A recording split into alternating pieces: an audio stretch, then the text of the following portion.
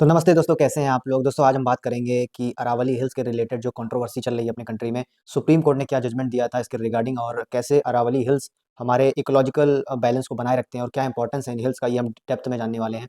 तो चलिए वीडियो को शुरू करते हैं बिना किसी देरी के। Ancient geological spine. The Aravalli hills are among the oldest mountain systems on earth, stretching nearly 700 kilometres from Gujarat to Delhi. So जो अरावली हिल्स है, ये ऐसा नहीं है कि आज के बने हुए हैं। ये सिर्फ इंडिया के अंदर ही नहीं, पूरे अर्थ के ऊपर one of the oldest mountain system है, जो कि 700 किलोमीटर की लंबाई पर गुजरात से दिल्ली तक आपको प्रेजेंट मिलेंगे। Formed over 2 billion years ago, they predate the Himalayas. So ये लगभग 200 करोड़ साल पहले फॉर्म हो गए थे, बन गए थे, और ये उम्र में हिमालयाज से भी यानी हिमालय पर्वत से भी बड़े हैं। And have saved India's northern landscape for millennia, और इन्होंने हजारों वर्षों तक इंडिया के नॉर्दर्न लैंडस्केप को सेव किया है। सो ये कई सारे मल्टीपल स्टेट्स में प्रेजेंट मिलते हैं, एंड इसके साथ ही ये इन्होंने इन्फ्लुएंस किया है क्लाइमेट को, सॉइल स्टेबिलिटी को, रीजनल ज्योग्राफी को, जिससे ये केवल आइसोलेटेड हिलॉक्स नहीं है, कि ऐसा नहीं है कि जिनका कोई इंपॉर्टेंस नहीं है। ये बहुत ज़्यादा इंपॉर्टेंट स्ट्रक्चर है, इकोलॉजिकल स्ट्रक्चर है, जो कि हमारे लिए प्रेजेंट है। तो चलिए आगे बढ़ते हैं। Natural ecological sealed. The Aravallis act as a natural barrier against desertification. तो देखिए अरावली जहाँ पे प्रेजेंट है, तो उधर से मान लीजिए वेस्ट साइड से जो राजस्थान है, तो उसकी थार डेजर्ट जो है, तो उसका स्प्रेड होने से ये रोकते हैं। नहीं तो अगर ये पहाड़ नहीं होते तो क्या ये जो रेत है, ये पार करके ये हरियाणा साइड और ये एनसीआर रीजन साइड प्रेजेंट हो जाती है, तो डेजर्टिफिकेशन से रोकते हैं। Slowing the eastward spread of the Thar desert, their ridges help stabilise sand movement and regulate wind patterns across north west India. तो ये सब हमने समझा भी। They also play a key role in ground water recharge, feeding aquifers that support agriculture and urban water needs across Rajasthan, Haryana, Gujarat and Delhi NCR. तो इनका और role क्या है? डेजर्टिफिकेशन से तो रोकते ही हैं, इसके साथ ही ग्राउंड वाटर रिचार्ज यानी जो पानी का लेवल है वो भी संतुलित करके रखते हैं, पानी का लेवल बढ़ाते हैं। फीडिंग एक्विफर्स, क्योंकि हम जानते हैं कि पहाड़ों से क्या होता है कि पहाड़ों के बीच में जो सांसें होती है, उससे क्या है, पानी वहाँ जम जम के नीचे जाता है, जिससे ग्राउंड वाटर रिचार्ज हो जाता है। तो इससे क्या होता है कि एग्रीकल्चर में वो पानी काम आता है, एंड इसके साथ ही अर्बन वाटर नीड जो है, शहरों में पानी की कमी नहीं होती है इनके कारण। तो चलिए हम बढ़ते हैं आगे। Biodiversity corridor. The hill supports diverse ecosystem including forest, scrublands, wetlands and wildlife corridors. So इस हिल में मतलब डाइवर्स चीज़ें आपको देखने को मिलेगी। फॉरेस्ट मिलेंगे, स्क्रबलैंड्स यानी कि जो छोटे छोटे झाड़ नहीं होते हैं, वो देखने को मिले।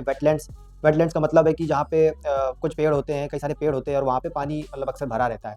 इसके साथ ही वाइल्ड लाइफ कॉरिडोर्स आपको देखने को मिलेंगे। These habitat sustain numerous plant species and animals many adapted to arid and semi arid condition. तो इस हैबिटाट में यानी यहाँ पे अरावली हिल्स के अंदर आपको प्लांट की कई सारी स्पीसीज और इसके साथ ही एनिमल्स की भी कई सारी स्पीसीज देखने को मिल जाएंगी। तो ये क्या है कि अरावलीज एक इकोलॉजिकल कनेक्टिविटी बनाए रहते हैं, एक कॉरिडोर बनाए रहते हैं एनिमल्स के लिए, या ताकि वो क्या है, एक जगह से दूसरी जगह पर ईजिली मूव कर जाते हैं बिना किसी सिटी वगैरह के डिस्टर्बेंस के। तो चलिए आगे बढ़ते हैं हम, और हम ये देखते हैं कि वाई अरावलीज मैटर की आखिर इतना ज़्यादा इंपॉर्टेंस क्या है। तो अरावलीज जो है रेगुलेट करते हैं एयर क्वालिटी को। हम देख ही रहे हैं कि कैसे एनसीआर रीजन में लोग चैन से सांस भी नहीं ले पा रहे हैं, क्योंकि इतना ज़्यादा पोल्यूशन बढ़ गया है। तो ये क्या है, ग्रीन लंग्स की तरह एक्ट करते हैं, that trap dust and pollutants. तो इतने ज़्यादा पेड़ हैं वहाँ पे कि वो सब क्या है, डस्ट पार्टिकल्स को एंड पॉल्यूटेंट्स को, पार्टिकुलेट मैटर्स को क्या है, एब्जॉर्ब कर लेते हैं, और इससे क्या एयर क्वालिटी इंप्रूव हो जाती है पूरे एनसीआर रीजन में। और यहाँ पे जो वेजिटेशन, उससे ये मुंह से सुपारी निकाल के बात कर रहे बाबा। पार्टिकुलेट मैटर रिड्यूस होता है, जैसा अभी मैंने बताया, एंड मॉडरेट लोकल टेम्परेचर। तो इतने सारे पेड़ हैं, तो हम जानते हैं ग्लोबल वार्मिंग वाला सिंपल कॉन्सेप्ट है कि जहरीली गैसेस को तो ये एब्जॉर्ब कर लेते हैं और हमारे लिए ऑक्सीजन छोड़ देते हैं। तो इससे क्या होता है कि ये जो अर्थ का टेम्परेचर है, या हमारे आसपास के रीजन का टेम्परेचर है, एनसीआर रीजन के टेम्परेचर है, तो उसको ये रिड्यूस करते हैं या मॉडरेट करते हैं। Okay. They are also the source region for rivers such as the Chambal, Sabarmati and Luni. तो हम लोग जानते हैं कि पहाड़ों से ही क्या है, ये नदियाँ निकल रही हैं, यानी अरावली से ही ये चंबल, साबरमती एंड लूनी कहीं ना कहीं कनेक्टेड है, वहाँ से ओरिजिनेट होती हैं या फिर आगे जाके बनती हैं। Underscoring their importance for water security. इससे क्या है, नदी की वजह से तो ये हमारे फूड सिक्योरिटी, वाटर सिक्योरिटी के लिए बहुत ज़रूरी है, पब्लिक हेल्थ के लिए बहुत ज़रूरी है। तो नवंबर 2025 में सुप्रीम कोर्ट ने ये एग्जामिन किया कि कैसे हम अरावली हिल्स और उसकी रेंजेस को एक मतलब यूनिफॉर्मली डिफाइन कर दें, ताकि माइनिंग एक्टिविटीज़ रेगुलेट हो सकें, क्योंकि अभी इलीगल माइनिंग काफ़ी ज़्यादा देखने को मिलती है। तो इससे क्या हुआ कि एक कमेटी बनाई गई, जिसको लीड किया ministry of environment, forest and climate change ने।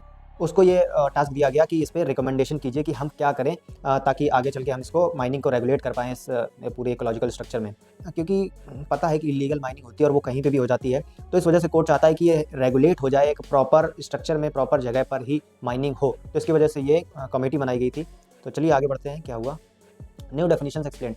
सो कमेटी जो बनाई गई थी, तो उसने ये प्रपोज किया कि any landform rising 100 metres or more above local relief qualifies as an Aravalli. यानी जो भी पहाड़ी 100 मीटर या उस दायरे से ऊपर है, यानी 100 मीटर या उससे ऊपर की लंबाई रखती है, तो वही केवल अरावली हिल्स के अंदर आएगी।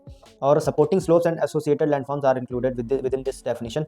यानी उस हिल के जो सपोर्टिंग स्लोप्स हैं और इसके साथ ही जो लैंडफॉर्म्स एसोसिएटेड हैं, वो सब भी उसके साथ ही क्वालिफाई करेंगे, वहाँ पे माइनिंग वगैरह नहीं होगी। और ये भी बना दिया कि एक जैसे यहाँ पे पहाड़ी है और एक 500 मीटर के अंदर की जो पहाड़ी है, उसको भी उस मतलब एक क्लस्टर माना जाएगा और अरावली रेंज उसको बोला जाएगा। और अगर मान लीजिए कि यहाँ पे पहाड़ी है और दूसरी पहाड़ी 500 मीटर के दायरे से बाहर है, तो उसको वो क्या है, रेंज नहीं कंसीडर किया जाएगा। तो अब सवाल कई सारे उठते हैं कि क्या मतलब जो पहाड़ियाँ हैं, अगर 100 मीटर की जगह 99 मीटर भी है, तो क्या उसको अरावली हिल नहीं कंसीडर किया जाएगा? तो ये काफ़ी ज़्यादा सवाल उठ रहे हैं और इसके लिए प्रोटेस्ट भी किए जा रहे हैं। तो चलिए हम आगे बढ़ते हैं। Mining restrictions. So accepted recommendation के हिसाब से माइनिंग इन सब जगह पे प्रोहिबिटेड है, लाइक प्रोटेक्टेड एरियाज़ जो हैं, कुछ वेटलैंड्स हैं, इको सेंसिटिव जोन है, कैंपा प्लांटेशंस हैं। तो कैंपा प्लांटेशन का मतलब है कि मान लीजिए कोई कंपनी कोई अपना प्रोजेक्ट लगा रही है, तो उसकी वजह से वो जंगल उसने साफ़ कर दिया, ठीक है, पेड़ों को उड़ा दिया।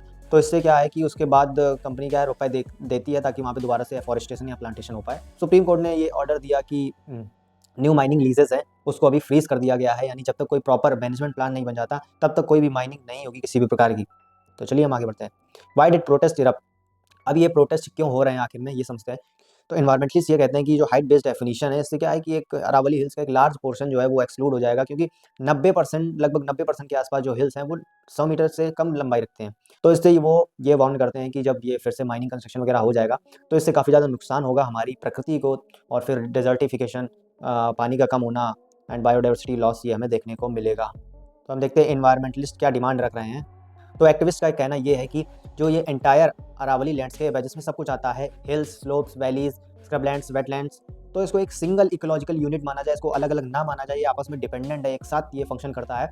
और ये सिर्फ ये एलिवेशन थ्रेशोल्ड की 100 मीटर की लंबाई का है, तो भाई ये अरावली है, और 99 का है तो नहीं है। तो जैसा कि हमने कहा कि ये लो हिल्स भी जो हैं, ये भी अपना कंट्रीब्यूट करते हैं, फिर चाहे वो ग्राउंड वाटर रिचार्ज हो, चाहे डेजर्टिफिकेशन हो।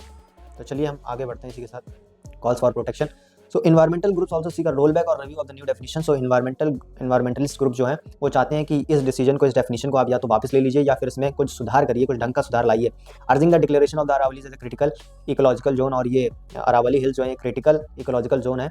दे stress the need for stricter enforcement against illegal mining, और इलीगल माइनिंग के खिलाफ आप कड़ी से कड़ी कार्रवाई कीजिए।